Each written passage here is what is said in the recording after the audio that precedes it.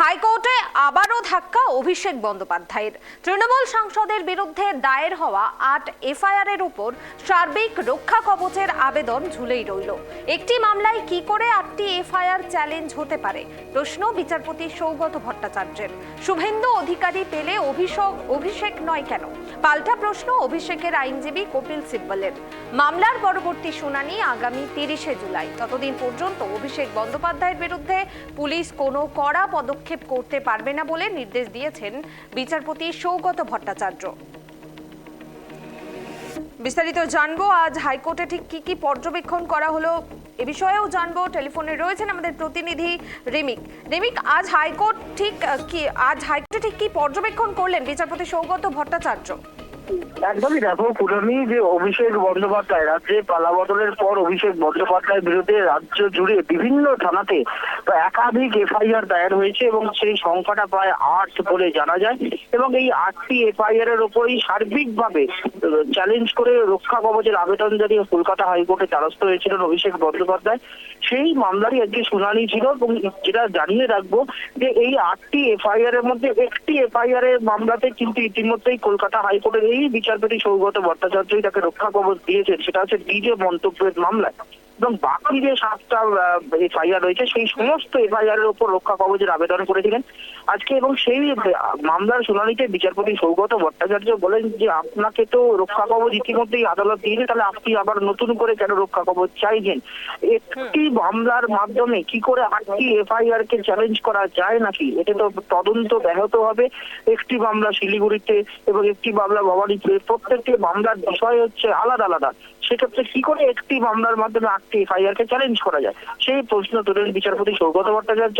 এবং পাশাপাশি অভিষেক বন্দ্যোপাধ্যায়ের আইনজীবী তথা বর্ষিয়ান কংগ্রেস নেতা এবং প্রাক্তন সাংসদ, প্রাক্তন কেন্দ্রীয় মন্ত্রী কপিল সিব্বল, তিনি আজকে যেটা দাবি করেন যে অভিষেক বন্দ্যোপাধ্যায়ের যে সবকটা এফআইআর রয়েছে সেই এফআইআর গুলোর উপর তারা রক্ষা কবচের আবেদন করছেন।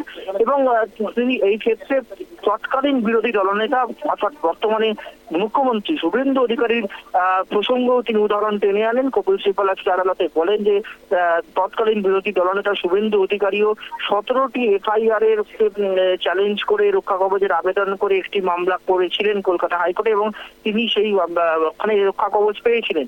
তাহলে শুভেন্দু অধিকারী যদি পেতে পারেন তাহলে কেন অভিষেক বন্দ্যোপাধ্যায় পাবেন না?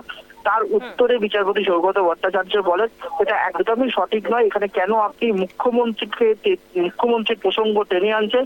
মুখ্যমন্ত্রী শুভেন্দু অধিকারী যে একাধিক যে এফআইআর ছিল সেগুলো সবগুলোর ক্ষেত্রে রক্ষা কবচ দেওয়া হয়নি। কিছু কিছু মামলার ক্ষেত্রে এককভাবে রক্ষা কবচ বা আগাম জামিন তিনি পেয়েছিলেন। কিন্তু এভাবে যে সবকটিতেই আপনারা আগাম জামিনের আবেদন করেছেন সেটা একটা মামলার মাধ্যমে সেটা সম্ভব নয়। তারপরে রাজ্যের আইনজীবী তথা অতিরিক্ত সলিসিটর জেনারেল এসবি রাজু তিনি বলেন তিনি এখনো গোটা বিষয়টা দেখে উঠতে পারেননি, তাই তিনি কিছু সময়ের জন্য সময় চান আদালতের কাছে এবং আদালত সেই সময়টা মঞ্জুর করে। এবং যেটা জানা যাচ্ছে আদালত জানিয়েছে আগামী 30শে জুলাই এই মামলার পরবর্তী শুনানি হবে। ততদিন পর্যন্ত অভিষেক বন্দ্যোপাধ্যায়ের রক্ষা কবচের আবেদন কিন্তু ঝুলেই রইল। পাশাপাশি যেটা আরো একটা যেটা আপডেট হয়েছে আজকে, যেটা বলা হচ্ছিল যে অভিষেক বন্দ্যোপাধ্যায়ের বিরুদ্ধে যে 8টি মোট এফআইআর আছে সেই সংখ্যাটাও আজকে বেড়েছে বলে জানানো হয়েছে। সেই সংখ্যাটা বেড়ে 11 হয়েছে। অর্থাৎ এই মুহূর্তে গোটা রাজ্য জুড়ে বিভিন্ন থানায় অভিষেক বন্দ্যোপাধ্যায়ের বিরুদ্ধে 11টি এফআইআর তথা মামলা দায়ের হয়েছে। তার মধ্যে 8টি কলকাতা হাইকোর্টের বিবেচনাধীন, কিন্তু বাকি যে 3টি মামলা সেই 3টি মামলা এখনো কলকাতা হাইকোর্টের বিবেচনায় আসেনি।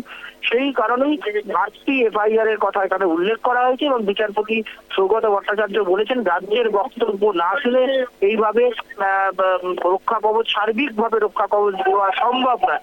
তারপরেই তিনি 30শে জুলাইতে পরবর্তী ডেট দেন এই মামলা শুনানি। কিন্তু বিচারপতি যেটা মৌখিকভাবে নির্দেশ দিয়েছেন যে এই সময়ের মধ্যে অর্থাৎ 30শে জুলাই পর্যন্ত এই 8টি এফআইআর এর ক্ষেত্রে অভিষেক বন্দ্যোপাধ্যায়ের বিরুদ্ধে কোনো কড়া পদক্ষেপ নিতে পারবে না পুলিশ। যদি পুলিশ কোনো কড়া পদক্ষেপ নেয় তাহলে দ্রুত তা আদালতের দৃষ্টি আকর্ষণ বা আদালতকে জানানোর জন্য অভিষেক বন্দ্যোপাধ্যায়ের আইনজীবীকে নির্দেশ দিয়েছেন বিচারপতি সৌগত ভট্টাচার্য। ফলে বলা যেতেই পারে হাইকোর্টে আবারও ধাক্কা খেলেন অভিষেক বন্দ্যোপাধ্যায়। তার বিরুদ্ধে দায়ের হওয়া সমস্ত মামলার ক্ষেত্রে তিনি যে সবকটিতেই যে রক্ষা কবচের আবেদন করেছিলেন সেটা কিন্তু আজকে হাইকোর্ট তাকে দেয়নি এবং পরবর্তী সময় কি হয় সেদিকে তাকিয়ে রাখতে হবে। তবে মৌখিকভাবে আদালত আজকে বলেছে যে 30শে জুলাই পর্যন্ত অভিষেক বন্দ্যোপাধ্যায়ের বিরুদ্ধে কোনো কড়া পদক্ষেপ করা যাবে না। ফলে ঝুলেই রইল অভিষেক বন্দ্যোপাধ্যায়ের সমস্ত দায়ের। বেশ, ধন্যবাদ রিমিক। অর্থাৎ সব মিলিয়ে অভিষেক বন্দ্যোপাধ্যায়ের বিরুদ্ধে দায়ের হওয়া 8টি এফআইআর নিয়ে সার্বিক রক্ষা কবচের আবেদন আপাতত ঝুলিয়ে রাখলো কলকাতা হাইকোর্ট। তবে আগামী 30শে জুলাই পর্যন্ত তার বিরুদ্ধে পুলিশ কোনো কড়া পদক্ষেপ করতে পারবে না বলে অন্তর্বর্তী সুরক্ষা দিয়েছে আদালত। ফলে নজর এখন 30শে জুলাইয়ের শুনানির দিকে, যেখানে এই মামলার পরবর্তী আইনি গতিপথ স্পষ্ট হতে পারে।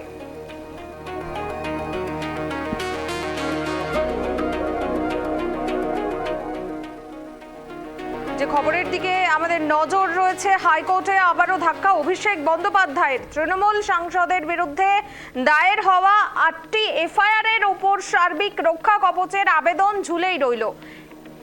একটি মামলায় কি করে 8টি এফআইআর চ্যালেঞ্জ হতে পারে, প্রশ্ন বিচারপতি সৌগত ভট্টাচার্যের। শুভেন্দু অধিকারী পেলে অভিষেক নয় কেন, পাল্টা প্রশ্ন অভিষেকের আইনজীবী কপিল সিব্বলের। মামলার পরবর্তী শুনানি আগামী 30শে জুলাই। ততদিন পর্যন্ত অভিষেক বন্দ্যোপাধ্যায়ের বিরুদ্ধে পুলিশ কোনো কড়া পদক্ষেপ করতে পারবে না বলে নির্দেশ দিয়েছেন বিচারপতি সৌগত ভট্টাচার্য।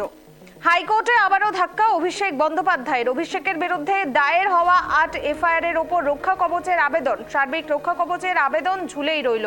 একটি মামলায় কি করে 8টি এফআইআর চ্যালেঞ্জ হতে পারে, প্রশ্ন বিচারপতি সৌগত ভট্টাচার্যের। শুভেন্দু অধিকারী পেলে অভিষেক নয় কেন, পাল্টা প্রশ্ন অভিষেকের আইনজীবী কপিল সিব্বলের।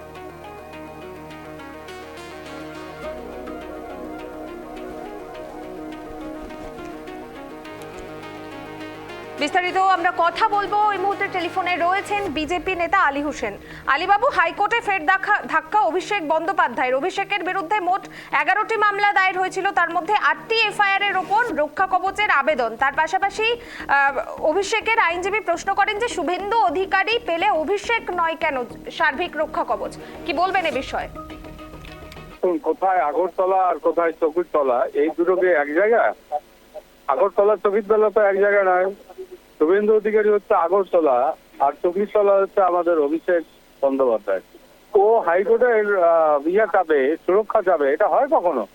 ও এত দাগি অপরাধী, ওর কোন ক্রমে হাইকোর্টের মানে তোর নিরাপত্তা বা তার যে সুরক্ষা অবশ্যই চাওয়া উচিত না। কারণ পশ্চিমবঙ্গের মানুষ জেনে গেছে অভিষেক বন্দ্যোপাধ্যায়ের ফেল, তার যে থিসিসটাও ফেল, তৃণমূল কংগ্রেস ফেল। তৃণমূল কংগ্রেসকে পশ্চিমবাংলার মানুষ জেল যাত্রায় দেখতে চায়। অভিষেক বন্দ্যোপাধ্যায় কবে জেলে যাবে সেটার অপেক্ষায় বাংলার মানুষ ওয়েট করতেছে এবং সেটা আমরা চাই দ্রুত অভিষেকের এগেইনস্টে ব্যবস্থা নেওয়া। বেশ, ধন্যবাদ আলীবাবু। আমরা কথা বললাম বিজেপি নেতা আলী হোসেনের সঙ্গে এবং তিনি যেটা জানালেন যে বাংলার মানুষ অপেক্ষায় আছে অভিষেক বন্দ্যোপাধ্যায় কবে জেলে যাবে, এবং অভিষেক বন্দ্যোপাধ্যায়কে দাগী অপরাধী বলেও কিন্তু কটাক্ষ করলেন তিনি, এবং শুভেন্দু অধিকারীর সঙ্গে তার তুলনা করা একেবারেই মানানসই নয়, এমনটাও কিন্তু তিনি কটাক্ষ করলেন। হাইকোর্ট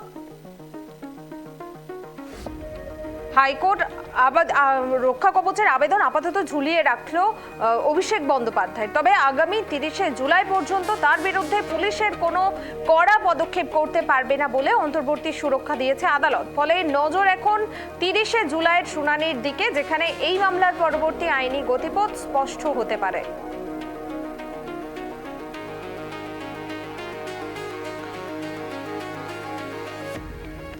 হাইকোর্টে ফের ধাক্কা অভিষেক বন্দ্যোপাধ্যায়ের। অভিষেকের বিরুদ্ধে দায়ের হওয়া 8টি এফআইআর এর ওপর রক্ষা কবচের আবেদন, সার্বিক রক্ষা কবচের আবেদন ঝুলেই রইল। একটি মামলায় কি করে 8টি এফআইআর চ্যালেঞ্জ হতে পারে, প্রশ্ন বিচারপতি সৌগত ভট্টাচার্যের।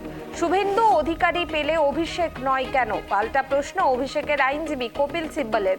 আগামী 30শে জুলাই পরবর্তী শুনানি রয়েছে।